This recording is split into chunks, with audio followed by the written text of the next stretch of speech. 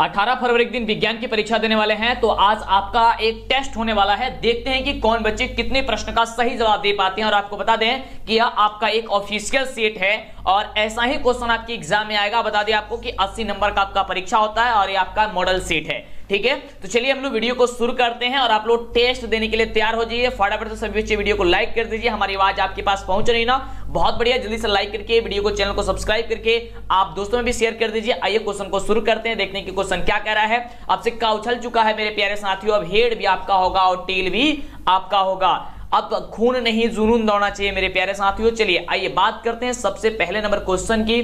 तो क्वेश्चन सबसे पहला नंबर ये रहा आपके स्क्रीन पे, जो कि काफी आसान क्वेश्चन है। पहला तो क्वेश्चन काफी आसान क्वेश्चन आ गया है कि प्रकाश के परावर्तन के नियम क्या होते हैं, आपको ये बताना है। तो इसका बिल्कुल राइट जवाब क्या हो जाएगा हम बताते रहेंगे, आप लोग नीचे कमेंट करके बताते रहिएगा। जब आपको हम सही उत्तर बताएंगे आप मिलाते चले जाइएगा कितने प्रश्न आप सही दिए हैं। आप लोग नीचे कमेंट करके हमें बता दीजिएगा कि आपने कितने प्रश्न का सही जवाब दिया है। तो इसका ऑप्शन हो जाएगा ऑप्शन बी कि प्रकाश के परावर्तन के कितने नियम होते हैं, 2 नियम होते हैं। पहला नियम होता है कि आपतित किरण परावर्तित किरण आपतन बिंदु पर डाला गया तीनों एक ही तल में होता है। और दूसरा नियम होता है कि आपतन कोण परावर्तन कोण के बराबर होता है, यानी कि कोण आई बराबर कोण आर होता है। अगला क्वेश्चन आपके स्क्रीन पे ये रहा, अब काफी शानदार क्वेश्चन है। प्रश्न कह रहा है कि वायु में गमन करती प्रकाश की किरण जल में तिरछी प्रवेश करती है, यह किरण क्या होगी? या विलंब की ओर झुकेगी, दूर हटेगी, या सीधी जाएगी, या फिर आप परावर्तित रहेगी? तो बिल्कुल इसका राइट जवाब हो जाएगा ऑप्शन नंबर ई। फटाफट से कमेंट करते रहिए, हमें बताते रहिए। ठीक है, क्या हो जाएगा? ऑप्शन आपका ए हो जाएगा कि अवलंब की ओर यह झुक जाएगी। चलिए बात करते हैं अगले नया प्रश्न की। अगला नया प्रश्न ये रहा आपके स्क्रीन पे, जिस प्रकार से आपके एग्जाम में क्वेश्चन पूछा जाएगा 80, उसी प्रकार से आपका ये टेस्ट हो रहा है, यानी कि आपको 80 क्वेश्चन पूछा जाएगा। इसमें से आपको 40 प्रश्न तो कंपलसरी है, यानी कि आपको जवाब देना ही देना है और इसी प्रकार से आपको एग्जाम में देना है। लेकिन यहाँ पे 80 क्वेश्चन को कोशिश कीजिएगा जवाब देने की। ठीक है, 80 में 80 आपको लाना है, फटाफट से आपको जवाब देना है। चलिए तो अगला क्वेश्चन है कि निम्नलिखित में किस लेंस को अपसारी लेंस कहा जाता है? एक अभिसारी लेंस होता है, एक अपसारी लेंस होता है। तो याद करके रखिएगा कि अवतल लेंस जो होता है उसे हम लोग अपसारी लेंस कहते हैं और उत्तल लेंस को हम लोग कहते हैं अभिसारी लेंस, यानी कि ऑप्शन इसका ऑप्शन बी नंबर जो होगा वह बिल्कुल राइट जवाब हो जाएगा। आपके अंदर बाबू खून नहीं, अब जुनून दौड़ना चाहिए। काफी कुछ ही पल आपके एग्जाम में बाकी लगा हुआ है, यानी कि आपका एग्जाम अब नजदीक आ चुका है। अगला क्वेश्चन आपके स्क्रीन पे है कि किसी बिंब का वास्तविक तथा समान साइज का प्रतिबिंब प्राप्त करने के लिए बिंब को उत्तल लेंस के सामने कहां रखे जाना चाहिए? किसी बिंब का वास्तविक तथा समान साइज का यदि हम प्रतिबिंब बनाना चाहते हैं तो उसको कहां रखें? तो लेंस के फोकस के दूरी की दुगुनी पर हम लोग रखना जाना चाहिए, यानी कि 2f पे हम लोग को रखा जाना चाहिए, यानी कि वक्रता केंद्र C पे रखा जाना चाहिए। अगर वक्रता केंद्र दिया रहता तो भी सही होता, लेकिन यहाँ पे ऑप्शन दिया गया है लेंस के फोकस दूरी की दुगुनी पर, यानी कि ये थोड़ा सा घुमा करके आपसे बोला गया है। तो इसी तरह का क्वेश्चन आपके सीधे एग्जाम में देखने को मिलेगा। चलिए बहुत बढ़िया। अगला क्वेश्चन आपके स्क्रीन पे फटाफट जवाब देने का प्रयास कीजिएगा। अगला क्वेश्चन है बहुत ही शानदार प्रश्न की, मानव नेत्र जिस भाग पर किसी वस्तु का प्रतिबिंब बनता है वह क्या कहलाता है? यानी कि मानव नेत्र के जिस भाग पर किसी वस्तु का प्रतिबिंब बनता है उसे हम लोग क्या कहते हैं? उसे हम लोग कहते हैं रेटिना या फिर दृष्टिपटल। क्या हो जाएगा आपका ऑप्शन नंबर जो बी नंबर दिया गया है, ये डी नंबर, ये आपका राइट जवाब हो जाएगा। डी नंबर क्या हो जाएगा आपका राइट जवाब यहां से हो जाएगा। चलिए कितना बच्चों का सही हो रहा है फटाफट से हमें नीचे कमेंट करके बताते रहिएगा।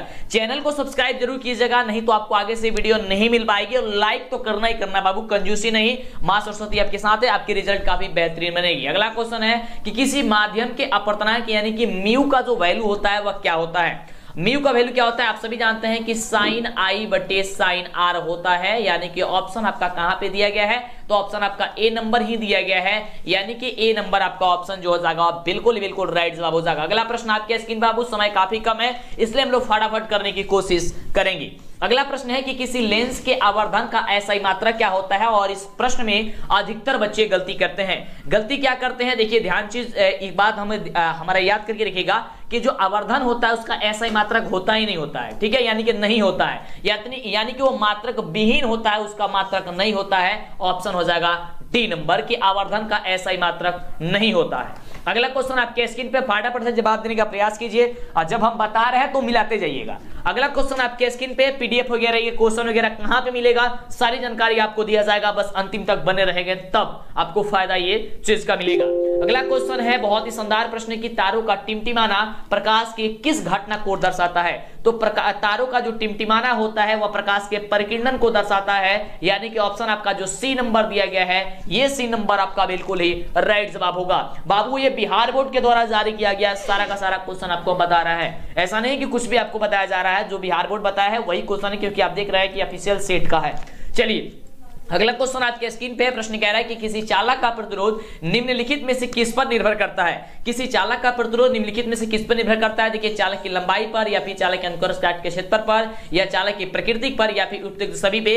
तो याद करके गए ये तीनों पे निर्भर करती है, यानी कि ए बी सी दोनों सही, तीनों सही हो जाएगा, यानी कि ऑप्शन नंबर जो डी नंबर दिया गया उपयुक्त सभी पर, यानी कि ऑप्शन डी नंबर जो होगा वह बिल्कुल बिल्कुल क्या हो जाएगा, तो राइट जवाब हो जाएगा। चलिए अगला क्वेश्चन आपके स्क्रीन पर हम लोग फटाफट करते हैं, देखते हैं अगला क्वेश्चन क्या कह रहा है। बहुत ही शानदार क्वेश्चन है कि निम्नलिखित में कौन जो होती है विद्युत शक्ति का मात्रक होता है। विद्युत शक्ति का एसआई मात्रक क्या होता है। विद्युत शक्ति का एसआई मात्रक जो होती है वो वाट होती है। क्या होती है, वाट होती है, यानी कि ऑप्शन आपका जो दिया गया है कहां पे दिया गया, ऑप्शन नंबर आपका ए में दिया गया है किसकी, विद्युत शक्ति का जो एसआई मात्रक जो होता है वह वाट होता है। अगला प्रश्न आपके स्क्रीन पे है और प्रश्न कह रहा है बहुत ही शानदार प्रश्न है कि विद्युत परिपथ में विद्युत धारा को मापने के लिए निम्नलिखित में से किस युक्ति का प्रयोग किया जाता है। विद्युत परिपथ में विद्युत धारा को मापने के लिए अमीटर का प्रयोग किया जाता है। किसका प्रयोग किया जाता है, अमीटर का प्रयोग किया जाता है, यानी कि ऑप्शन आपका जो सी नंबर होगा ये बिल्कुल राइट जवाब हो जाएगा। अभी तक जो भी बच्चे वीडियो को लाइक और चैनल को सब्सक्राइब नहीं किए फटाफट से करेंगे, कंजूसी बिना करेंगे, आपके पास समय काफी कम है। चलिए अगला क्वेश्चन आपके स्क्रीन पे ये रहा, प्रश्न कह रहा है कि फ्यूज तार के लिए निम्नलिखित में से कौन सा कथन जो होता है वह सत्य है। यानी कि जो फ्यूज तार होता है, जो फ्यूज हम लोग बांधते हैं, वह उसमें क्या चीज होना चाहिए, मतलब फ्यूज तार कैसा होना चाहिए। तो देखिए उसका प्रतिरोध अधिक होना चाहिए और गलनांक काफी कम होना चाहिए, यानी कि गलनांक निम्न होना चाहिए। ऑप्शन आपका सी नंबर बिल्कुल राइट जवाब हो जाएगा कि प्रतिरोध उच्च और गलनांक निम्न होना चाहिए। ये उच्च के जगह अधिक लिख दिया है और निम्न के जगह कम लिखा गया है, ऑप्शन आपका सी नंबर ही राइट जवाब होगा। चलिए समय कम है इसलिए मैं आपको फटाफट आपके स्क्रीन पे क्वेश्चन आ रहा है और जितना जल्दी हो पाता है आप जवाब दीजिएगा। देखते हैं कि कौन बच्चे कितने प्रश्न का जवाब जो है सही दे पाते हैं। अगला प्रश्न देखिए, सोच समझ कर जवाब दीजिएगा क्योंकि काफी बच्चे इस प्रश्न में गलती कर देंगे। प्रश्न क्या कहा जा रहा है कि निम्नलिखित पदार्थों में कौन चुंबकीय पदार्थ नहीं है। और काफी बच्चे क्या करते हैं, जल्दी के चक्कर में पढ़ देते हैं कि कौन चुंबकीय पदार्थ है। तो नहीं, ऐसा ना पढ़िएगा। आप लोग को क्वेश्चन स्क्रीन पे है कि निम्नलिखित पदार्थों में कौन चुंबकीय पदार्थ नहीं है। तो पीतल यह चुंबकीय पदार्थ नहीं होता है, यह पीतल होता है, यानी कि लोहा, निकल और कोबाल्ट ये सभी चुंबकीय होते हैं। अगला क्वेश्चन आपके स्क्रीन पे ये रहा और आप काउंट करते जाइए कि आप कितने प्रश्न का सही जवाब दे पा रहे हैं। ठीक है, अगला देखिए प्रश्न। अगला प्रश्न कह रहा है कि किसी विद्युत धारावाही सीधी लंबी परिनालिका के भीतर चुंबकीय क्षेत्र का मान जो होता है वह क्या होता है। किसी विद्युत धारावाही सीधी लंबी परिनालिका के भीतर चुंबकीय क्षेत्र का जो वैल्यू होता है वह हर जगह एक समान होता है। यानी देख लेते हैं कि ऑप्शन कहां पे दिया गया है। तो हम सभी का ऑप्शन दिया गया है ऑप्शन डी में कि सभी बिंदु पर यह समान होता है। ऑप्शन हो जाएगा डी नंबर, बिल्कुल ही राइट जवाब। ठीक है, तो बहुत ही जबरदस्त है क्वेश्चन जितना भी दिया गया। ठीक है, ऑप्शन डी कह रहा था कि is equal at all points, यानी कि हर जगह ये इसका जो मान होता है वह समान होता है। अगला क्वेश्चन है कि विद्युत धारा के चुंबकीय प्रभाव का खोज जो है किसने कर दिया था। विद्युत धारा के चुंबकीय प्रभाव का जो खोज किया था वो कौन किया था, ऑस्टेड, एम्पियर या बोर या फिर फैराडे ने। तो उसका खोज किए थे ऑस्टेड ने, यानी ऑप्शन जो आपका ए नंबर दिया गया है ये ए नंबर आपका जो होगा वह बिल्कुल बिल्कुल राइट जवाब होगा। अगला प्रश्न बाबू आपके स्क्रीन पे काफी लाजवाब, आप वीडियो छोड़ करके जाएंगे दिक्कत हो जाएगी क्योंकि काफी जबरदस्त क्वेश्चन है, खुद बिहार बोर्ड के द्वारा बताया गया सारा का सारा क्वेश्चन है। आपके स्क्रीन पे अगला क्वेश्चन है कि निम्न में से कौन जो है वह जैव मात्रा ऊर्जा स्रोत का उदाहरण नहीं है। निम्नलिखित में जो है वह कौन जैव मात्रा ऊर्जा स्रोत का उदाहरण नहीं है। लकड़ी, गोबर गैस, नाभिकीय ऊर्जा, फिर कोयला। ऑप्शन हो जाएगा सी नंबर कि नाभिकीय ऊर्जा जो है वह जैव ऊर्जा स्रोत का उदाहरण नहीं है। ऑप्शन हो जाएगा सी नंबर। और एक एक क्वेश्चन को आप दिमाग में बैठाते जाइए बाबू, अब खून नहीं जुनून दौड़ना चाहिए आपके अंदर। काफी लाजवाब क्वेश्चन आपके स्क्रीन पे ये रहा।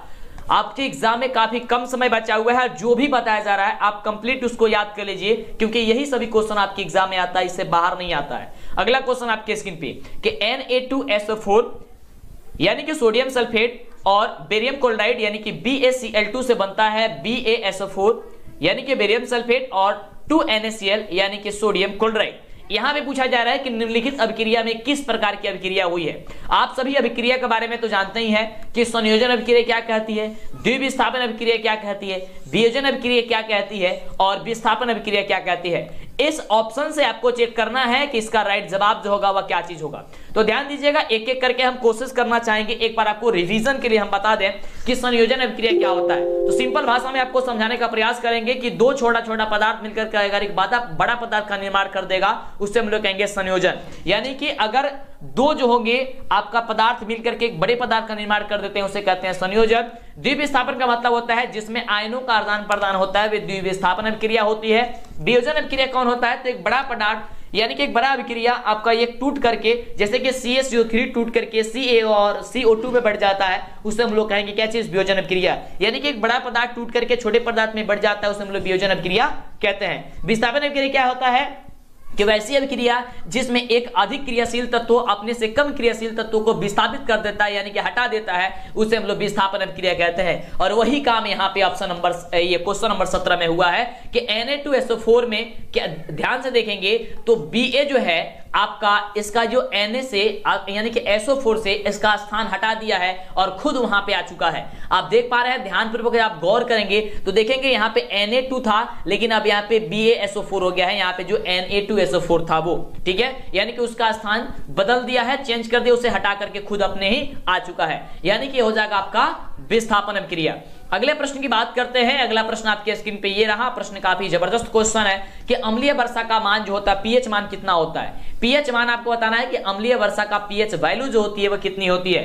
तो अम्लीय विलयन के पीएच जो वैल्यू होती है वो 5.6 होती है, जब यानी कि अम्लीय वर्षा होती है। और अम्ल का आप लोग पीएच मान अक्सर जानते हैं कि 7 से कम ही होता है। तो जो पीएच मान यानी कि अगर किसी जल का मान 5.6 से कम हो जाएगा तो वो उसे हम लोग कहेंगे क्या चीज? ये अम्लीय हो जाएगी, ये अम्लीय। और वर्षा में यही घटना होती है जो काफी ज्यादा इमारतें यानी कि जो बिल्डिंग होती है वो क्षतिग्रस्त हो रही है और चर्मरोग होने की संभावना सबसे ज्यादा होती है अम्लीय वर्षा होती है। तो यानी कि अम्लीय वर्षा का मान कितना होता है? पीएच मान कितना होता है? 5.6 होता है। जो बच्चे 5.6 दे रहे होंगे उनका बिल्कुल राइट जवाब है। अगला क्वेश्चन आपके स्क्रीन पे है, काफी लाजवाब क्वेश्चन है कि NaHCO3 यौगिक का प्रचलित जो नाम होता है वो क्या होता है? NaHCO3 कहने का मतलब क्या? Sodium bicarbonate. सोडियम बाइकार्बोनेट हम लोग क्या कहते हैं? खाने का सोडा करते हैं, यानी कि आपको बेकिंग सोडा के नाम से भी इसे जाना जाता है, यानी कि ऑप्शन नंबर बी हो जाएगा। क्या हो जाएगा? बेकिंग सोडा हो जाएगा, यानी कि ऑप्शन आपका बी नंबर जो होगा वह बिल्कुल राइट जवाब हो जाएगा। मैथ का क्लास अगर आप नहीं ले पा रहे हैं तो फटाफट से लेंगे, नीचे डिस्क्रिप्शन में हम कोशिश करेंगे लिंक डाल देने के लिए, या इस चैनल पे उपस्थित है। और मैथ जो है आपका वही आपका रिजल्ट बनाएगा। जो बच्चे मैथ में फेल हो गए उनका रिजल्ट अच्छा नहीं आ पाता है, क्योंकि देखिए मैथ में अगर रिजल्ट आपका कम आया तो समझिए कि सब कुछ पढ़ाया बेकार हो जाएगा। तो मैथ पे ज्यादा ध्यान दीजिए, आप प्रतिदिन जो है क्या कीजिए, आप रिवीजन भी करते रहिए, ठीक है। या अब आपके पास तो समय नहीं है, फिर भी कोशिश कीजिए जो भी हो एग्जाम देने से पहले जैसे भी हो वैसे आप कर लें। अगला क्वेश्चन है कि अपच का उपचार करने के लिए इनमें से कौन से औषधि का उपयोग करते हैं? यानी कि अपच होता है, ये जब हम लोग भोजन करते हैं तो कभी कभी ऐसा होता है कि खाना पचता नहीं है, तो उसको मतलब कि ठीक करने के लिए, उसको पचाने के लिए किस चीज का उपयोग किया जाता है? आपको ये क्वेश्चन पूछा जा रहा है, काफी शानदार क्वेश्चन है, आपको बता रहे हैं। लेकिन अभी तक जो भी बच्चे वीडियो को लाइक नहीं किए हैं, वीडियो पसंद आ रहा है, लग रहा है कि हाँ आपके लिए कुछ किया जा रहा है, तो फटाफट जल्दी से वीडियो को लाइक और चैनल को सब्सक्राइब कीजिए, दोस्तों में शेयर कीजिए, क्योंकि समय काफी ही कम है।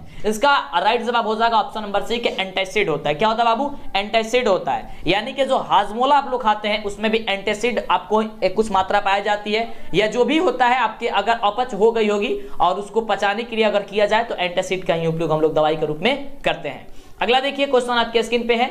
अगला क्वेश्चन काफी बढ़िया क्वेश्चन है और क्वेश्चन हमने आपको पूछा भी था एक बार और। चींटी के डंक एक अम्ल छोड़ जाते हैं जिनके कारण जलन एवं दर्द का अनुभव होने लगता है, या अम्ल निम्नलिखित में से कौन से? यानी कि थोड़ी सी क्वेश्चन घुमा करके पूछा गया, सीधा साहब में यह क्वेश्चन पूछ देता है कि चींटी के डंक में क्या पाया जाता, तो बात तो एक ही होता, लेकिन क्वेश्चन पूछा गया कि चींटी के डंक एक अम्ल छोड़ जाते हैं जिसके कारण क्या होता है? जलन होता है, दर्द होने लगता है, यानी कि जब चींटी काटती है तो जलन या दर्द होती है, तो आखिर उसमें कौन सा अम्ल पाया जाता है? उसमें पाया जाता है, सबको पता है, मेथोनोइक अम्ल पाया जाता है। कौन सा अम्ल पाया जाता है? मेथोनोइक अम्ल पाया जाता है। कहीं कहीं क्या होता है कि मेथोनोइक अम्ल की जगह आपका फॉर्मिक एसिड दे जाए, फॉर्मिक अम्ल दे दिया जाता है, ठीक है, तो वो भी आपका सही जवाब हो जाएगा। यानी कि मेथोनोइक अम्ल का नाम जो होता है वह फॉर्मिक अम्ल भी होता है। अगले प्रश्न की बात करते हैं कि अगला प्रश्न हम सभी क्या कह रहा है। तो अगला प्रश्न आपके स्क्रीन पे है और प्रश्न कह रहा है, काफी शानदार क्वेश्चन है कि ऑक्जेलिक जो अम्ल होता है वो निम्नलिखित में से किस में पाया जाता है? यानी कि आपको 4 ऑप्शन दिया गया है कि ऑक्जेलिक अम्ल किस में पाया जाता है, आपको बताना है। यहाँ से 4 ऑप्शन से चूज करके, तो देखिए आप सभी को पता होनी चाहिए कि सिरका में एस्टिक अम्ल पाया जाता है, इमली में टार्टिक अम्ल पाया जाता है, संतरा में क्या पाया जाता है? आपको सिट्रिक अम्ल पाया जाता है, और टमाटर में क्या पाया जाता है?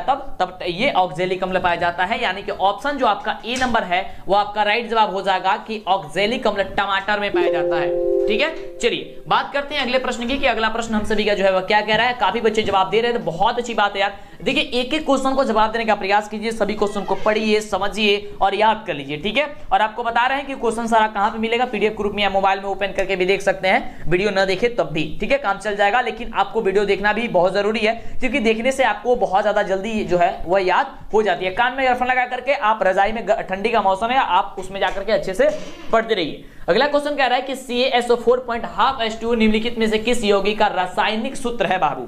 ये कह रहा है क्वेश्चन कि CaSO4, ठीक है। और देखिए इस क्वेश्चन में काफी बच्चे गलती कर देते हैं, ठीक है। कुछ बच्चों को तो समझ में नहीं आता है कि किसका क्या है ये, यानी कि इसका जो सूत्र है वो कौन सा होगा। तो आप बताना चाहेंगे इसका जो सूत्र हो जाएगा, ये सूत्र आपका होता है प्लास्टर ऑफ पेरिस का, लेकिन इसमें केवल 2 हो जाता है, यानी कि CaSO4 इंटू 2H2O अगर हुआ तो ये हो जाएगा आपका जिप्सम, लेकिन हाफ H2O है, यानी कि आपका क्या हो जाएगा, ये आपका प्लास्टर ऑफ पेरिस के रूप में रहेगा, ठीक है। चलिए समझ में आ रहा ना, चलिए बहुत बढ़िया। और जो बच्चे जवाब दे रहे हैं तो समझिए कि बहुत बढ़िया बात है यार, फटाफट से। देखिए एक एक क्वेश्चन जो आपको हम बताते हैं वो ऐसा मत करके अनदेखा कर दें, आप वीडियो ना देखें, फिर आगे आपको पछताना पड़ेगा। क्योंकि पिछले साल जैसे हमने तैयारी कराया था, सारा का सारा बच्चों का जो है काफी जबरदस्त रिजल्ट आया था और मेरा चैनल नंबर 1 था, आपको पता होनी चाहिए। और इस साल भी आपको एकदम धमाल मचाना जाकर के परीक्षा में। अगला क्वेश्चन आपके स्क्रीन पे, तो फटाफट से वीडियो को लाइक और चैनल को सब्सक्राइब कर लीजिएगा। अगला क्वेश्चन है कि निम्नलिखित में कौन सी धातु कमरे के ताप पर जो होती है तरल अवस्था में पाई जाती है। और यह काफी दिनों से पढ़ते आ रहे होंगे कि तरल अवस्था में कौन पाया जाता है, वह धातु होने के बावजूद भी पारा जो होता है वह तरल अवस्था में पाया जाता है, यानी कि ऑप्शन आपका जो ए नंबर हो जाएगा वह ए नंबर आपका बिल्कुल ही राइट जवाब हो जाएगा। समझ में आ रहा है ना, चलिए बहुत बढ़िया। अगले क्वेश्चन की बात करते हैं, तो अगला क्वेश्चन आपके स्क्रीन पे है, बहुत ही शानदार प्रश्न है। प्रश्न कह रहा है कि नाइट्रोजन के 2 परमाणुओं के बीच कितने अबंध होते हैं। जो नाइट्रोजन होता है उसके 2 परमाणुओं के बीच कितने अबंध बनाए जाते हैं, यानी कि उसके 3 अबंध होते हैं। यानी ऑप्शन आपका जो सी नंबर कह रहा है, ये सी नंबर बाबू आपका बिल्कुल ही राइट जवाब हो जाएगा। क्या हो जाएगा, 3 अबंध होते हैं, यानी कि ऑप्शन नंबर सी जो होगा वह बिल्कुल आपका सही जवाब होगा। आगे बात करते हैं अगले नंबर क्वेश्चन की। और अभी तक बाबू आप फटाफट से और एक चीज बताना चाहेंगे, जो भी आपके मन में डाउट होता है आप तो हमसे कहिए, नीचे कमेंट बॉक्स आपके लिए ओपन होता है बाबू। जब तक आप कहिएगा नहीं हमको पता नहीं चलेगा कि आपको दिक्कत क्या है, और जो दिक्कत होगा कोशिश करेंगे जितना जल्दी हो सकता है आपको समाप्त कर दें। अगला क्वेश्चन आपके स्क्रीन पे, प्रश्न कह रहा है कि निम्नलिखित में से कौन सा विद्युत का सुचालक होता है। हो सकता है पोस्ट कर देंगे, हो सकता है आपको वीडियो बना कर दे देंगे, मतलब जैसा भी पॉसिबल हो पाता है। आप मेरी मतलब कि यही कोशिश रहती है कि आपकी सारा डाउट क्लियर कर दें, तो फिर भी आप बताइएगा तब तो पता चलेगा ना। चलिए तो क्वेश्चन है कि निम्नलिखित में कौन विद्युत का सुचालक होता है। सुचालक का मतलब क्या होता है कि जिसमें विद्युत का प्रवाह आसानी से हो सके। तो आपको पता होनी चाहिए कि ग्रेफाइट जो होती है, यानी कि पेंसिल में जो बीच वाला जो भाग होता है जिसे हम लोग लिखते हैं पेंसिल का, वो आपका ग्रेफाइट होता है और वो आपका विद्युत का सुचालक होता है। तो ऐसा मत कीजिएगा कि पेंसिल को दोनों तरफ से छील करके और ये बोर्ड में ले जाकर के खोसिएगा, ठीक है, तब मार देगा करंट, तो गिर जाएगा आराम से। अगला क्वेश्चन है कि कार्बन के सबसे बाहरी कोष में इलेक्ट्रॉन की कुल संख्या जो होती है वो कितनी होती है। काफी बढ़िया क्वेश्चन है कि कार्बन के सबसे बाहरी कोष में इलेक्ट्रॉन की संख्या कितनी होती है। देखिए कार्बन के जो कुल संख्या 6 होती है और इसमें बाहरी कोष में पूछा जाता है 4 होती है। कितनी होती है, 4, यानी कि ऑप्शन क्या हो जाएगा आपका, हो जाएगा बी नंबर। ओके, अगला क्वेश्चन देखिए आपके स्क्रीन पे बाबू, बहुत बढ़िया प्रश्न है और बढ़िया प्रश्न को बढ़िया तरीके से जवाब देने का कोशिश कीजिएगा। तो प्रश्न हम सभी का कह रहा है कि एल्कीन का सामान्य सूत्र क्या होता है। आप सभी को पता होना चाहिए कि एक होता है एल्केन, एक एल्कीन और एक होता है अल्काइन। तो एल्कीन का जो सामान्य सूत्र होता है CnH2n होता है। क्या होता है, Cn और H2n होता है, यानी कि ऑप्शन जो आपका हो जाएगा क्या चीज, सी नंबर आपका बिल्कुल राइट जवाब हो जाएगा। एल्केन में 2 जोड़ देते हैं, एल्कीन में 2 छोड़ देते हैं और अल्काइन में 2 घटा देते हैं। 2 जोड़ो, 2 छोड़ो, 2 घटाओ, ऐसे भी आप याद करके रख सकते हैं। एक होता है एल्केन, अल्केन, अल्केन होता है, गलती कैसे लिख रहे हैं जी, चलिए, एक होता है आपका अल्केन, एक होता है अल्कीन और एक होता है अल्काइन। अल्काइन इसमें क्या होता है कि 2 जोड़ दिया जाता है, CnH2n +2 कर देते हैं, इसमें 2 छोड़ देते हैं, यानी कि CnH2n हो जाता है। इसको क्या करते हैं, 2 घटा देते हैं, यानी कि CnH2n -2 लिख देते हैं। बस आपका तीनों का तीनों याद हो गया। और हमेशा कभी ना कभी इन तीनों में से कोई ना कोई आपके एग्जाम में आ जाता है, ठीक है। एल्केन में क्या करते हैं, 2 जोड़ देते हैं, एल्कीन में 2 छोड़ देते हैं और अल्काइन में क्या करते हैं, 2 घटा देते हैं, ठीक है, CnH2n में।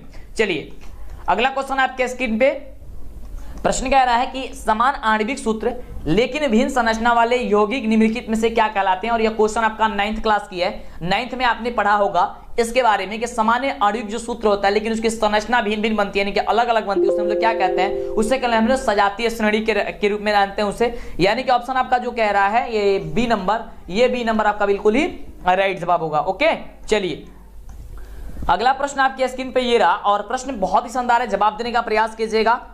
ठीक है, प्रश्न कह रहा है कि मेंडलीव के आवर्त नियम के अनुसार तत्वों के गुणधर्म निम्नलिखित में से किसके आवर्त फलन होता है। मेंडलीव के आवर्त नियम के अनुसार तत्वों के गुणधर्म निम्नलिखित में से किसके आवर्त फलन होते हैं। तो एक चीज ध्यान रखिएगा, पहले मेंडलीव बताए थे इसे आवर्त परमाणु के द्रव्यमान यानी कि परमाणु भार की, लेकिन उसके बाद ये परमाणु की संख्या के हो गया, लेकिन यहाँ पे मेंडलीव पूछा जा रहा है यानी कि इसका ऑप्शन नंबर बी होगा। ठीक है, मेंडलीव के ये आपको परमाणु द्रव्यमान के। ओके, अगला देखिए, अगला प्रश्न बहुत ही बढ़िया प्रश्न है, कह रहा है कि आधुनिक आवर्त सारणी के उदर्ग जो स्तंभ होते हैं उसे हम लोग क्या कहते हैं। तो उदर्ग स्तंभ को हम लोग कहते हैं वर्ग। अब वर्ग का ही दूसरा नाम है समूह। ठीक है, तो इन दोनों में से कोई आएगा तो टिक मार दीजिएगा। ऐसा मत कीजिएगा कि केवल हम आज समूह बता देते हैं और आप उस दिन जाइएगा तो पता चलेगा वहां पे दे दिया ऑप्शन में वर्ग, समूह दिया ही नहीं है तो कहेगा सर बताए नहीं है। इसलिए सारा चीज आपको कंफर्म यहीं पे करा देते हैं कि बहुत सारे ऐसे ऑप्शन होते हैं, बहुत सारे ऐसे क्वेश्चन होते हैं जो एक ही क्वेश्चन को मतलब कि दूसरे भाव में पूछ दिया जाता है या उसका दूसरा नाम होता है उस तरीके से पूछ दिया जाता है। तो आप लोग गलती ना करें। ठीक है, तो इन सारी चीजों को ध्यान में रखना काफी ज्यादा जरूरी है, नहीं तो आपको पढ़ा हुआ सारा का सारा बेकार हो जाएगा। पढ़ के तो गए हैं सही, लेकिन फिर आपका क्या हो जाएगा, आपका गड़बड़ हो जाएगा। अगला देखिए क्वेश्चन, ये देखिए क्वेश्चन कह रहा है कि अम्ल राज में ये HCl जो होता है और HNO3 जो होता है, क्या होता है, HNO3 होता है कि अनुपात क्या होता है। तो इसका देखिए जो अनुपात होता है वह 3:1 होता है। ठीक है, ऑप्शन हो जाएगा आपका डी नंबर। ये आपका NCERT के जो आपका बुक है यानी कि जो साइंस की किताब है उसमें आपको 3rd नंबर लेसन में दिया हुआ है, और गूगल पे आप चेक कीजिएगा तो 1.3 देता है, लेकिन यहाँ पे 3.1 होगा। एक बार एजिया आपने पढ़ा होगा तो 3:1 होगा। ठीक है, हमने भी इसको गूगल पे चेक किया कंफर्म करने के लिए। ठीक है, तो वहां पे भी 1:3 दिखा है, लेकिन किताब में जब हमने इसको देखा तो इसमें 3:1 था। तो इसका देखिए हम भी आपको बताना चाहेंगे कि 3:1 ही होगा। अगर यहाँ पे 3:1 के जगह अगर ऑप्शन ये नहीं रहता, अगर 1:3 रहता है तब उसको टिक कीजिएगा। ठीक है, लेकिन अगर 3:1 है तो आप 3:1 ही टिक कीजिएगा क्योंकि आपके बुक में ये दिया गया है। अगला देखिए प्रश्न कह रहा है कि हरे पौधे कहलाते हैं। जो हरे पौधे होते हैं वो क्या कहलाते हैं। तो हरे पौधे आपको स्वपोषी कहलाते हैं। क्यों? क्योंकि हरे पौधे खुद ब खुद अपना भोजन बना लेते हैं। तो जो खुद ब खुद अपना भोजन बना लेंगे उनका ऑप्शन नंबर ए जो होगा वह राइट हो जाएगा। अब एक चीज यहाँ पे ध्यान दीजिएगा, यहाँ ऑप्शन में जो है उपयुक्त सभी दिया गया है, और अक्सर बच्चों के मन में दिमाग में यही रहता है कि जहां पे भी ऑप्शन उपयुक्त सभी रहा यानी कि सभी लिखा हुआ रहा वही ऑप्शन हो जाएगा। ऐसा नहीं होता है, हमेशा तो नहीं होता है, हम भी आपको बताते हैं कि ऐसा होता है। लेकिन देखिए ये आपका 80% ही संभव हो पाता है, लेकिन 20% में आपका नहीं हो पाता है। यानी कि कहीं कहीं आपका ऑप्शन देखिए सभी देने के बावजूद भी आंसर दूसरा होता है, जैसे कि यहाँ पे और सभी दिया है फिर भी ऑप्शन आपका ए नंबर होगा क्योंकि स्वपोषी होता है। निर्जीवी तो होता नहीं है, परजीवी होता नहीं है। अगला देखिए क्वेश्चन, अगला प्रश्न आपके स्क्रीन पे है, काफी बढ़िया क्वेश्चन है। और क्वेश्चन देखिए कह रहे हैं कि छोटी आंत में पाया जाने वाला जो रसांगुल होगा बाबू, यहाँ पे रसांकुर लिखा गया है यहाँ पे। ठीक है, ये बिहार बोर्ड के द्वारा जो टाइप किया वो उसको गड़बड़ हो गया। रसांगुल क्या का कार्य क्या होता है, मतलब कि का कार्य है, तो ये आपका कार्य होता है स्वंगीकरण, यानी ऑप्शन हो जाएगा आपका डी नंबर। क्या हो जाएगा ऑप्शन डी नंबर हो जाएगा आपका स्वंगीकरण हो जाएगा। ओके, चलिए तो इस तरीके से आपको याद करते रहिए, जिनको पता है वो बताते रहिए। और देखिए ये क्वेश्चन तो आप लोग सोच में पड़ गए होंगे कि ये क्वेश्चन कहां से आ चुका है। काफी बढ़िया क्वेश्चन है और इसको ध्यान दीजिएगा। लेकिन अभी तक जो बच्चे वीडियो को लाइक और चैनल को सब्सक्राइब अभी तक भी नहीं किए, सोच रहे हैं तो सोचना बंद कर दीजिए क्योंकि समय कम है बाबू आपके पास। कह रहा है कि क्रेबस चक्र की क्रिया कहां पे होती है।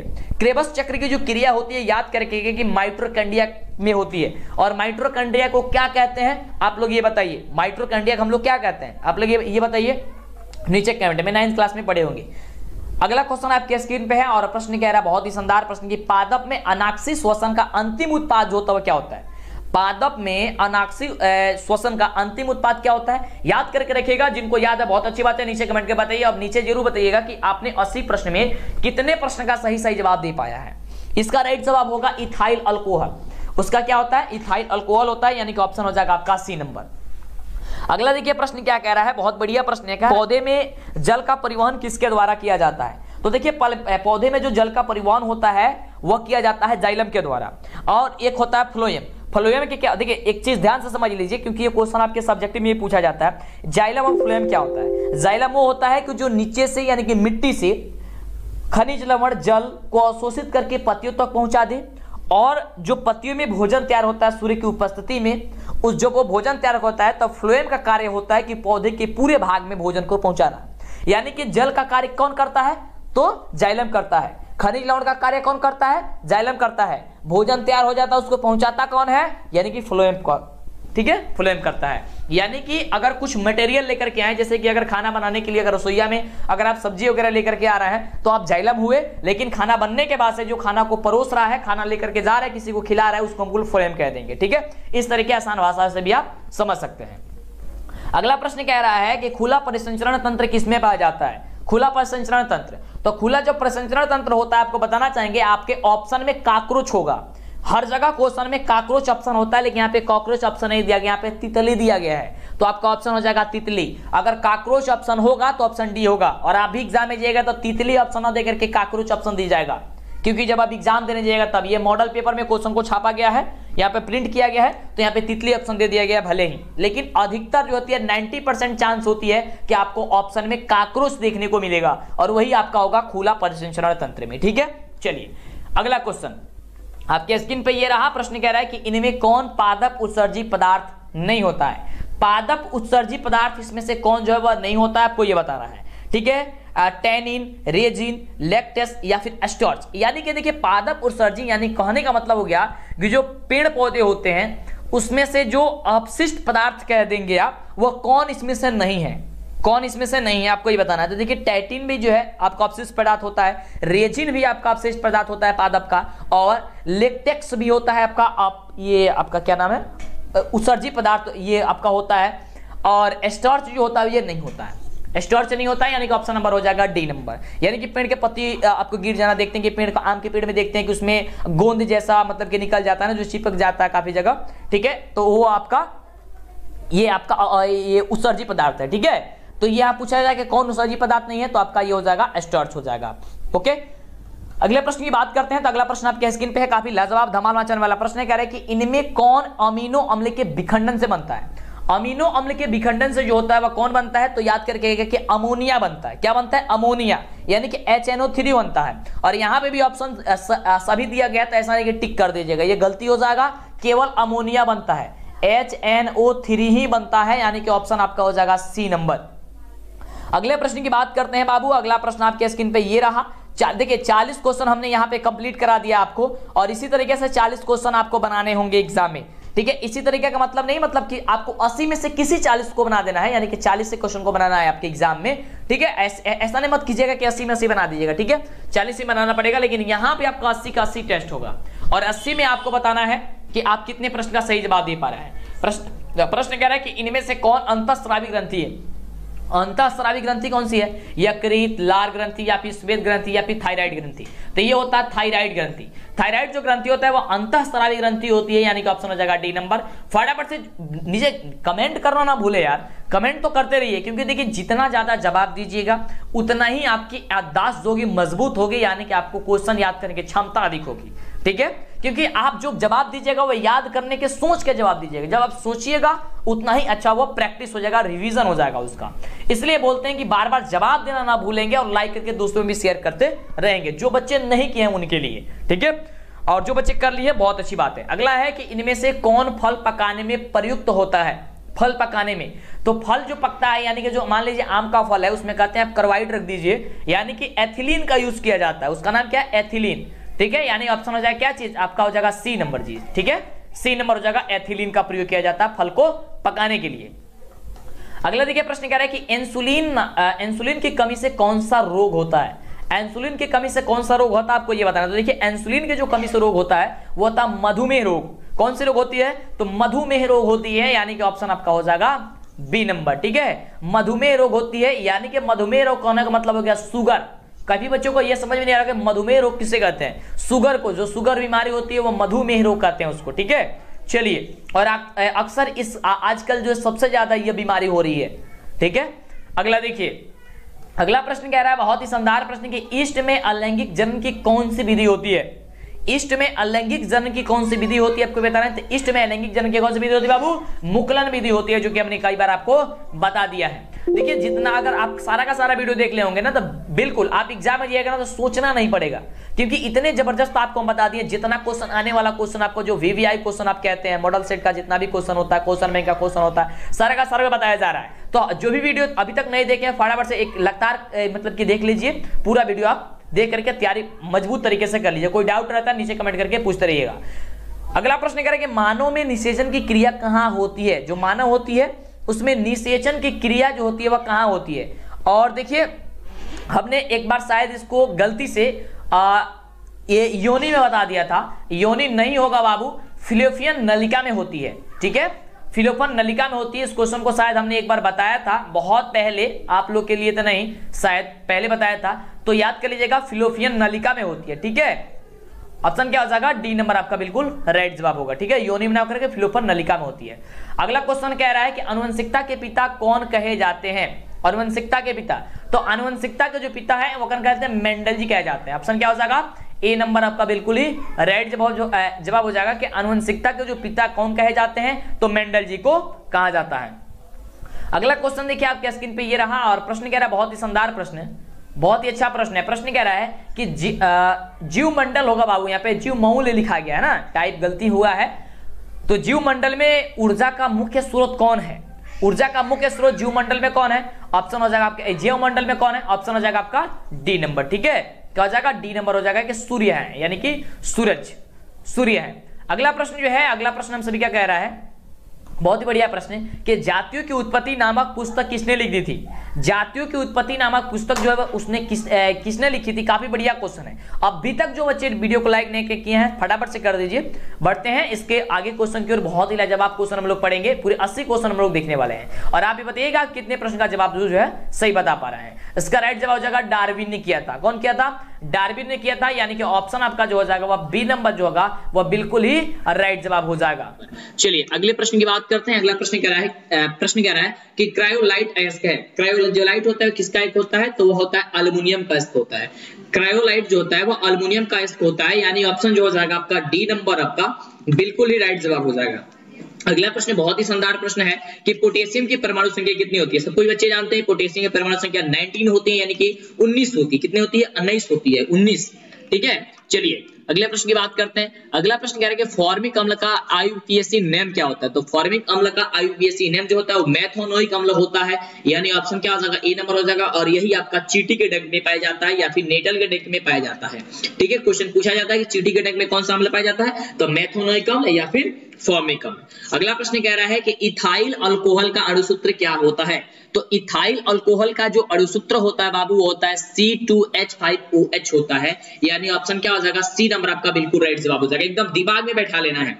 ओके, चलिए आगे बात करते हैं अगले प्रश्न की। फटाफट से क्वेश्चन को करेंगे हम लोग। एकदम धमाल मचाने वाला क्वेश्चन आपके स्क्रीन पे आ गया कि अल्काइन कौन है? तो अल्काइन क्या है? तो C2H2। ठीक है, क्या? C2H2। ठीक है, C2H2। ओके, चलिए आगे बात करते हैं अगले प्रश्न की। अगला प्रश्न कह रहा है बहुत ही बढ़िया प्रश्न है, चीनी का रासायनिक सूत्र क्या होता है? चीनी का क्या होता है? तो C12H22O11 C12H22O11। ठीक है, क्या हो जाएगा? ऑप्शन नंबर हो जाएगा आपका बी नंबर। अगले प्रश्न की बात करते हैं। अगला प्रश्न बहुत ही शानदार प्रश्न है। प्रश्न कह रहा है कि एसिटिलीन में कार्बन कार्बन के बीच सहसंयोजक बंधन की संख्या कितनी होती है? कार्बन कार्बन के बीच जो एसिटिलीन में होता है वह कार्बन कार्बन के बीच कितने सहसंयोजक बंध होते हैं? जो कि बहुत ही बढ़िया क्वेश्चन है। इसका राइट जवाब हो जाएगा कि वह 3 होता है। कितना होता है? 3 होता है। ऑप्शन नंबर हो जाएगा डी नंबर। अगले प्रश्न की बात करते हैं। बहुत ही बढ़िया क्वेश्चन।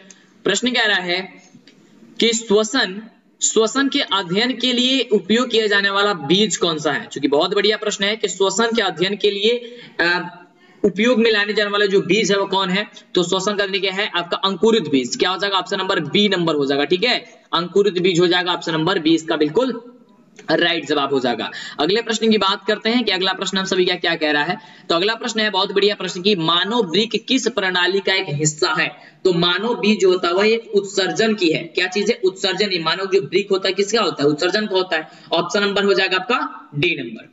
अगले प्रश्न की बात करते हैं। तो अगला प्रश्न हम सभी का बहुत बढ़िया प्रश्न है। प्रश्न है कि पौधों में जाइलम निम्नलिखित में से किसके परिवहन के लिए जिम्मेदार है। बहुत बढ़िया प्रश्न है कि जाइलम। तो देखिए जाइलम जो होता है वह आपका पानी के लिए होता है, यानी कि नीचे से मिट्टी से क्या होता है? खनिज लवण को या फिर जल को लेकर के जाता है पौधे के पत्तियों तक। फिर वहां पे भोजन तैयार होता है प्रकाश संश्लेषण की उपस्थिति में तैयार होने के बाद से फ्लोएम पूरे भागों में भोजन को पहुंचाता है।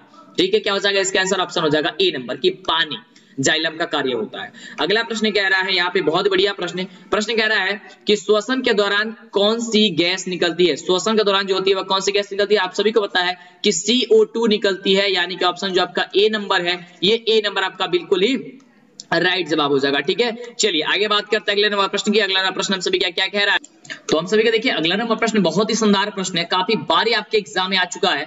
और प्रश्न देखिए कह रहा है कि फलों के पकने के लिए निम्नलिखित में से किससे नियंत्रित किया जाता है? फलों को पकाने के लिए तो एथिलीन होता है। क्या होता है? एथिलीन होता है, यानी ऑप्शन जो आपका सी नंबर कह रहा है, ये सी नंबर आपका बिल्कुल ही राइट जवाब हो जाएगा।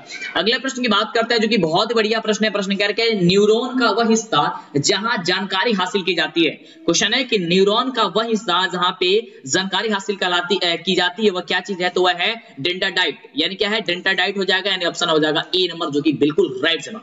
अगले प्रश्न की बात करते हैं। अगला प्रश्न क्या कह रहा है? फटाफट से वीडियो को लाइक करेंगे यार, मां सरस्वती के नाम लेंगे, आपका रिजल्ट काफी जबरदस्त लाजवाब धमाल होगा। चलिए ऑब्जेक्टिव सब्जेक्टिव मॉडल पेपर और ऑनलाइन टेस्ट देने के लिए आपको फटाफट से सर्च करना है डीएलएस एजुकेशन। यहाँ पे आपको 7 सालों का मॉडल पेपर मिल जाएगा। देख सकते हैं यहाँ पे जैसे ही डीएलएस एजुकेशन लिखे तो आपके सामने ये डीएलएस एजुकेशन का ऑफिशियल वेबसाइट है, आपको यहीं पे जाना है। मेरे नाम से और भी लोग बनाए हुए हैं, वह गलत है, आपको वहां नहीं जाना है। यहाँ डीएलएस एजुकेशन ऑफिशियल पे उस पर क्लिक करना है, क्लिक करना है इस तरीके से ओपन होगा और यहाँ पे आपको सारा चीज मिल जाएगा ऑब्जेक्टिव सब्जेक्टिव डाउनलोड करने के लिए, जो भी मॉडल पेपर है। और एक नहीं पूरे 7 सालों का मॉडल पे मिलेगा, जो भी रिजल्ट है एडमिट कार्ड है सब चीज यहीं पे आपको मिलता है। तो जैसे इस पे क्लिक करिएगा फटाफट से ऐड वगैरह आएगा तो इसे आप बंद कर देना है। और बंद करने के बाद से देख सकते हैं पूरा का पूरा यहाँ पे हर चीज प्रोसेस जो है आपको सारा चीज दे दिया गया। देख सकते हैं यहाँ पे कितने सालों का मॉडल पेपर देख सकते हैं, 2019 का, 2021 का, 2018 का, देख सकते हैं 2018 का, 2016 का, मतलब बहुत सारे मॉडल पेपर यहाँ मिलेगा। यह सभी याद करना आपके लिए काफी जरूरी है, तो जल्दी से सर्च कीजिए डीएलएस एजुकेशन ऑफिशियल। अगला प्रश्न आपकी स्क्रीन पे कि निम्नलिखित में कौन आपातकाल का हार्मोन है। आपातकाल का हार्मोन आपका कौन है, इसमें से आपको यह बताना है। तो बहुत ही लाजवाब क्वेश्चन है, इसका जवाब हो जाएगा ऑप्शन नंबर ए के एड्रीनेलिन है, यानी ऑप्शन आपका ए नंबर जो हो जाएगा बिल्कुल ही राइट जवाब हो जाएगा। अगले प्रश्न की बात करते हैं। तो अगला प्रश्न आप सबके स्क्रीन पे है। प्रश्न कह रहा है कि निम्नलिखित में से कौन सी अनैच्छिक क्रिया नहीं है।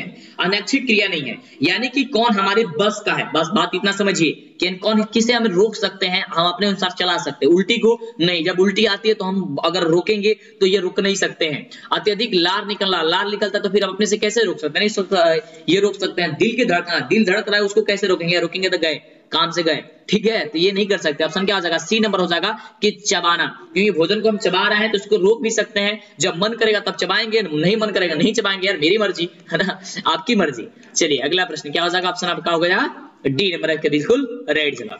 अगला प्रश्न बहुत बढ़िया प्रश्न है कि मानव में गर्भ की अवधि कितनी होती है, यानी कि जो स्त्री होती है उनमें गर्भ की जो अवधि होती है वो कितनी दिन तक होती है। तो आप सभी को पता है 9 महीने यानी कि 270 दिन तक होती है। ठीक है, 270 दिन जब तक पूरा नहीं होता है तब तक डिलीवरी होगा नहीं, यानी कि बच्चे की पैदाइश नहीं हो पाएगी। कभी कभी ऐसे असंभव घटना में हो जाती है, ठीक है, लेकिन 270 दिन आपको मान करके ये चला जाता है। अगले प्रश्न की बात की जाते हैं। अगला प्रश्न कह रहा है कि गंगा एक्शन प्लान कब शुरू हुआ था? तो 1985 में शुरू हुआ था, यानी ऑप्शन क्या हो जाएगा? आपका ऑप्शन नंबर हो जाएगा बी नंबर। अगले प्रश्न की बात करते हैं। अगला प्रश्न हमसे भैया क्या कह रहा है, जो कि काफी बढ़िया क्वेश्चन है। प्रश्न कह रहा है कि मुकुलन द्वारा अलैंगिक जनन निम्नलिखित में किसमें होता है? मुकुलन द्वारा अलैंगिक जनन तो होता है इष्ट में। क्या हो जाएगा? इष्ट में होता है, यानी ऑप्शन जो आ जाएगा आपका ए नंबर बिल्कुल ही राइट जवाब हो जाएगा। अगला प्रश्न कह रहा है हम सभी का बहुत बढ़िया प्रश्न है। प्रश्न कह रहा है कि निम्नलिखित में से कौन सी बीमारी श्वसन तंत्र से संबंधित है? कौन सी बीमारी श्वसन तंत्र से संबंधित है? देखिए आपका बीमारी जो टीवी है और निमोनिया है, ये दोनों बीमारी जो है वह श्वसन तंत्र से संबंधित है, यानी ऑप्शन क्या हो जाएगा? बी और सी दोनों हो जाएगा। ऑप्शन नंबर डी इसका बिल्कुल राइट जवाब हो जाएगा। अगले प्रश्न की बात करते हैं। तो अगला प्रश्न हम सभी का है, बहुत बढ़िया प्रश्न है। प्रश्न कह रहा है कि मनुष्य और अन्य मांसाहारी जीव निम्नलिखित में से किसका पाचन नहीं कर पाते हैं? जो मनुष्य है और अन्य मांसाहारी जो जीव होते हैं किसका मुख्य रूप से पाचन नहीं करेंगे, तो वह सेलुलोज का यार नहीं कर पाएंगे, क्योंकि सेलुलोज तो आपका मानव में नहीं, ये आपको पौधे वगैरह करते हैं। ठीक है, ऑप्शन क्या हो जाएगा, बी नंबर हो जाएगा। अगला प्रश्न कह रहा है कि ब्रेन हेमरेज का मुख्य कारण क्या है, जो ब्रेन हेमरेज हो जाता है उसका मुख्य कारण क्या होता है, तो होता है हाइपरटेंशन। क्या होता है, हाइपरटेंशन होता है, यानी कि ऑप्शन क्या हो जाएगा, सी नंबर। होता है जब किसी का ब्रेन हेमरेज होता है तो आप कहते हैं कि बहुत ज्यादा टेंशन ले रहा था। ठीक है, चलिए अगला प्रश्न कह रहा है आपके स्क्रीन पे है कि निम्न में से कौन सी परजीवी पादप का उदाहरण क्या है, निम्न में से परजीवी पादप का उदाहरण जो है वह कौन सा है, तो वह है आपका कष्टकुटा, यानी कि ऑप्शन हो जाएगा बी नंबर। क्या हो जाएगा, कष्टकुटा, ऑप्शन बी नंबर बिल्कुल ही राइट जवाब। अगला प्रश्न कह रहा है, बहुत बढ़िया प्रश्न है, प्रश्न कह रहा है कि हृदय से रक्त को संपूर्ण शरीर में पंप किया जाता है, किसके द्वारा पंप किया जाता है, वो आपका हो जाएगा नीलय के द्वारा। किसके द्वारा हो जाएगा, नीलय के द्वारा हो जाएगा, ऑप्शन नंबर आपका बी नंबर बिल्कुल ही राइट जवाब हो जाएगा। अगला प्रश्न कह रहा है हम सभी का बहुत बढ़िया प्रश्न है कि हाइड्रा में अलैंगिक जनन की विधि क्या है, हाइड्रा में अलैंगिक जनन की विधि है मुकुलन। क्या है, मुकुलन, यानी ऑप्शन आपका ए नंबर बिल्कुल ही राइट जवाब होगा। अगले प्रश्न की बात करते हैं। अगला प्रश्न कह रहा है कि जनन संचारित रोग क्या है, जनन संचारित रोग तो सिफिलिस भी है, एड्स भी है, गोनोरिया में भी है, यानी ऑप्शन क्या हो जाएगा, डी नंबर हो जाएगा, तीनों है। ठीक है, अगले प्रश्न की बात करते हैं। अगला प्रश्न हम सभी क्या क्या कह रहा है, बहुत ही बढ़िया प्रश्न है। प्रश्न कह रहा है कि पुष्प का सबसे बाहरी भाग क्या है, पुष्प का सबसे बाहरी भाग क्या है, तो बाह्य दलपुंज है। क्या चीज है पुष्प का बाहरी भाग, तो पुष्प बाह्य दलपुंज है, ऑप्शन हो जाएगा ए नंबर। अगले प्रश्न की बात करते हैं। अगला प्रश्न हम सभी कह रहा है कि ब्लड समूह ए में कौन सा एंटीबॉडी होता है, तो ब्लड ए समूह में जो एंटीबॉडी होता है वो बी होता है। क्या हो जाएगा, बी होता है, यानी ऑप्शन हो जाएगा बी नंबर, सी नंबर आपका बिल्कुल राइट जवाब। ठीक है, क्या हो जाएगा, सी नंबर आपका राइट जवाब हो जाएगा।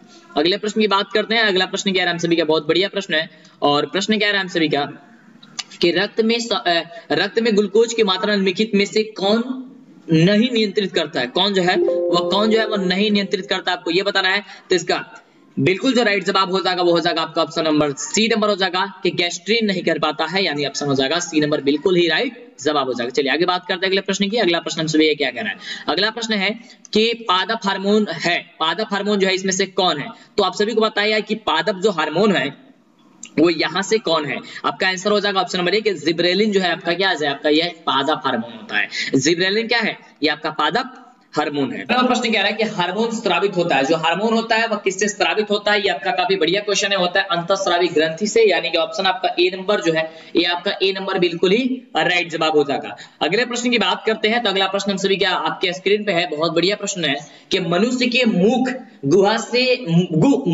में कितने जोड़े लार ग्रंथियां पाई जाती है, कितने जोड़े लार ग्रंथियां पाई जाती है, तो 3 जोड़े लार ग्रंथियां पाई जाती है, यानी ऑप्शन हो जाएगा सी नंबर आपका बिल्कुल राइट जवाब। अगला प्रश्न की बात करते हैं। तो अगला प्रश्न जो है बहुत बढ़िया प्रश्न है, कह रहा है कि एंड्रोजन जो है वो क्या चीज है, तो एंड्रोजन आपका मेल हार्मोन है। क्या चीज है, यह एक मेल हार्मोन है, यानी कि ऑप्शन आपका ए नंबर बिल्कुल ही राइट जवाब हो जाएगा। चलिए बात करते हैं अगले प्रश्न की, और ये रहा आपका लास्ट प्रश्न। इसके बाद हम बात करेंगे आपके सब्जेक्टिव क्वेश्चन की, यानी कि लघुत्तरीय और दीर्घोत्तरीय क्वेश्चन बताने वाले हैं, जो कि बिहार बोर्ड ने जारी किया था, जो कि काफी मस्त है, जबरदस्त है। तो वीडियो को लाइक और चैनल को सब्सक्राइब कर लीजिए। चाहिए तो आइए हम लोग क्वेश्चन कर लेते हैं 80 नंबर, फिर सब्जेक्टिव बात करते हैं। क्वेश्चन की मटर को अपने प्रयोग के लिए किसने चुना था, मटर को प्रयोग के लिए कौन किया था, तो मेंडल जी ने चुने थे, यानी ऑप्शन हो जाएगा आपका ए नंबर बिल्कुल ही राइट जवाब। चलिए आगे बात करते हैं। अब हम खंड ब में बात करेंगे सब्जेक्टिव क्वेश्चन में। तो सब्जेक्टिव क्वेश्चन में सबसे पहले क्वेश्चन पूछा जाता है भौतिक शास्त्र से, और भौतिक शास्त्र में कौन कौन सा इंपोर्टेंट क्वेश्चन है सब्जेक्टिव में, तो ध्यान दीजिएगा 1 से लेकर के 8 क्वेश्चन आपका लघुत्तरीय पूछा जाएगा।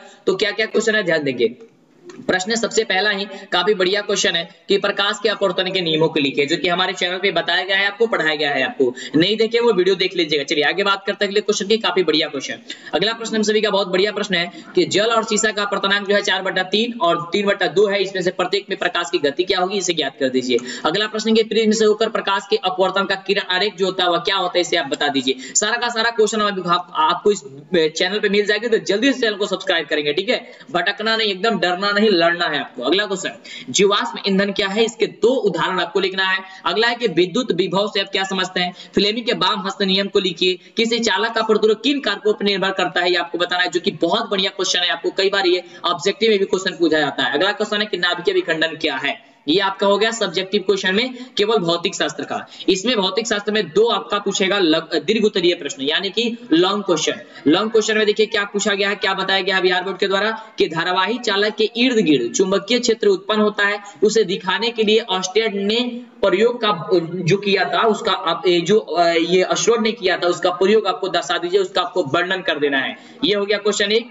चलिए आगे है अगला है प्रश्न कि दृष्टि दोष क्या है या कितने प्रकार के होते हैं, इसे कैसे ठीक किया जा सकता है, ये आपको सचित्र वर्णन करना यानी कि चित्र बना देना है, और दृष्टि दोष क्या है उसके बारे में बता देना है, कितने प्रकार के होते हैं, इसको कैसे ठीक किया जा सकता है। तो ये आपको बता देंगे तो आपको पूरे जो है आपको अंक यहाँ पे मिल जाएंगे, जो कि काफी जबरदस्त है। यहाँ पे सभी चीज आपको इस चैनल पे मिल जाएगा आपको। अगला अब आपसे पूछा जाएगा रसायन शास्त्र से, जो कि 11 से लेकर के 18 तक क्वेश्चन आपको देखने को मिलेगा। प्रश्न कह रहा है, देखिए ध्यान से यहाँ पे क्या क्वेश्चन है कि संतुलित रासायनिक समीकरण क्या है, इसका एक उदाहरण दीजिए। सूचक क्या होता है, एक सूचक का नाम बता दीजिए। ऑक्सीकारक क्या होता है, इसके बारे में आपको लिखना होगा। अगला है कि संचारण क्या है, उदाहरण आप बताइए। अगला है कि निम्नलिखित समीकरण को संतुलित कीजिए। संतुलित करने वाला वीडियो आप देख लेंगे तो समझिए कि आपका ये भी कंप्लीट हो जाएगा। अगला प्रश्न कह रहा है सभी का बढ़िया प्रश्न है कि सहसंयोजक बंधन क्या है, 2 उदाहरण दीजिए। अम्ल और भस्म में क्या अंतर है, सजातीय श्रेणी क्या है, और एक आपका उदाहरण देना है। तो बस इतना क्वेश्चन आपको याद होना चाहिए, क्योंकि बिहार बोर्ड के द्वारा बताया गया ये जितना भी क्वेश्चन है सब क्या इसको आंसर रट लेना है। हमारे वेबसाइट पे सबका उत्तर आपको मिल जाएगा, नीचे डिस्क्रिप्शन में लिंक है, या गूगल पे सर्च कीजिए डीएलएस एजुकेशन का ऑफिशियल वेबसाइट आपको देखने को मिल जाएगा। वहीं पे आपको सारी चीजें मिल जाएगी, मॉडल से ऑब्जेक्टिव सब्जेक्टिव सब चीज मिलेगा वहां पे, ठीक है। अगला प्रश्न है, आपको लास्ट में बता देते हैं कैसे आपको क्या करना है, ध्यान से बने रहिए। प्रश्न है अगला कि जस्ता के मुख्य अयस्क का नाम लिख दीजिए। जस्ता के मुख्य अयस्क का क्या नाम होता है, जस्ता का उनके अयस्क से निष्कर्षण का वर्णन कर दीजिए। ये क्वेश्चन आपके एग्जाम में पूछा जाएगा, इसे आप याद करके रखिएगा। चलिए अगला प्रश्न है कि प्राकृतिक संसाधनों के संरक्षण एवं प्रबंधन से आप क्या समझते हैं, इसको बता दीजिए। आपको 5 अंक पूरे यहाँ से मिल जाएंगे। अब बात करते हैं बायोलॉजी के लिए कि बायोलॉजी में यानी कि जीव विज्ञान में कौन कौन सा क्वेश्चन आपका इंपोर्टेंट है, लाजवाब है और धमाल है। तो ध्यान देंगे क्वेश्चन क्या है। सबसे पहला क्वेश्चन है कि किण्वन क्या है, यह कहाँ होता है, श्वसन और प्रकाश संश्लेषण में अंतर क्या होता है, पैरामीशियम में भोजन कैसे पहुंचता है, जीवों के लिए पोषण का करना क्यों अनिवार्य है, ठीक है। ये क्वेश्चन सारी याद होना चाहिए। जो दीर्घलोम होता है यानी कि विल्ली होता है वो क्या होता है, उसका कार्य होता है वो क्या होता है। दीर्घलोम के बारे में आप पढ़े होंगे, नहीं पढ़े कोई दिक्कत नहीं, हम आपको सारा चीज बताएंगे इस चैनल पे। अगला क्वेश्चन है बायोलॉजी से कि एथिलीन को फल पकाने वाला हार्मोन क्यों कहा जाता है। अगला है कि प्रकाश निवर्तन क्या होता है, समजात अंग की परिभाषा का उदाहरण दे दीजिए। ये सारा का सारा क्वेश्चन आपके लिए काफी ज्यादा इंपॉर्टेंट है। अब बात करते हैं इसके दीर्घ क्वेश्चन की, यानी कि आपको 5 अंक वाले क्वेश्चन की, जो कि आपको 5 अंक मिलेंगे। यहां से आपको 2 क्वेश्चन पूछा जाएगा। पहला क्वेश्चन देखिए ध्यान से कि तंत्रिका तंत्र को नमन की चित्र के साथ समझाइए, यानी कि तंत्रिका तंत्र का आपको चित्र बनाना है, जो कि काफी आसान होता है। अगला है कि परागकण किसे कहते हैं, 100 उदाहरण दीजिए, यानी कि उदाहरण के साथ आपको इसको बता देना है, जो कि काफी बढ़िया है, ठीक है। इस प्रकार से आपको पूरे के पूरे यहाँ पे आपको समाप्त हो जाएगी और आपको पूरा धमाल मचा करके आपको मिलेगा आपका रिजल्ट आपके जब सामने, तब मजा आ जाएगा आपको। इसके लिए वीडियो को लाइक कर दीजिए, चैनल को सब्सक्राइब कर दीजिए। सारा का सारा ये PDF मॉडल सेट हर चीज मेरे वेबसाइट पे मिलेगा।